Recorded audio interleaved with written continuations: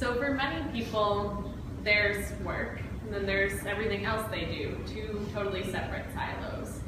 But as you all know, our work just isn't like that, really ever.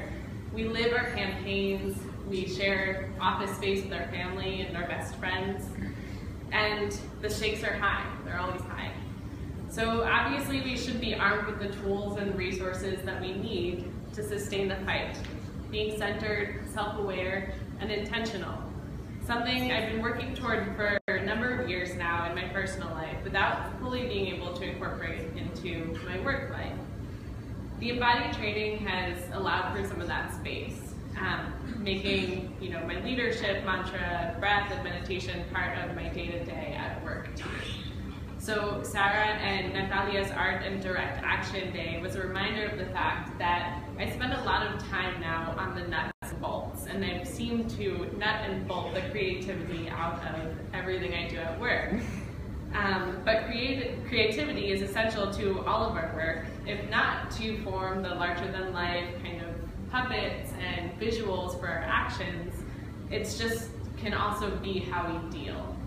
As you all have seen from the awesome artists who preceded me, which I'm not a slam poet, but poetry has been the space for me to exhale some of the confusion of being a non-Latina working at Make the Road New York, a space that has been so welcoming to me since 2012, and working very close to home at the Long Island office and then newly in Queens. And to understand where I fit into esa bella mezcla de luchadores. So during one of my first long exhales at Make the Road, while working on Long Island in 2012, I wrote this, and I just figured I would share it with you because it was kind of one of the first things that came out of a lot of just taking in what was around me at a place that was very close to home. 1090.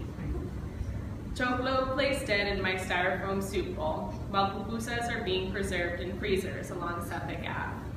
Dreamers are marching in the streets, or am I just dreaming that?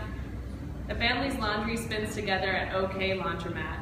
Women at peluquerias read magazine gossip out loud. Bachata fades in on the barbershop radio, while men practice perfecting their fades.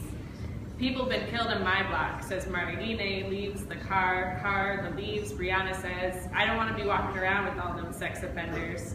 In some places, suburbia means safety. Safeguarders, cops, hate crime, but hate crimes sound like bachata over the cop radio. Wages lost under tables, white folks invented in the early 2000s for things like equality and justice. A group of carwacheros whispers, si se puede, in the break room of an old Chase bank. Woo!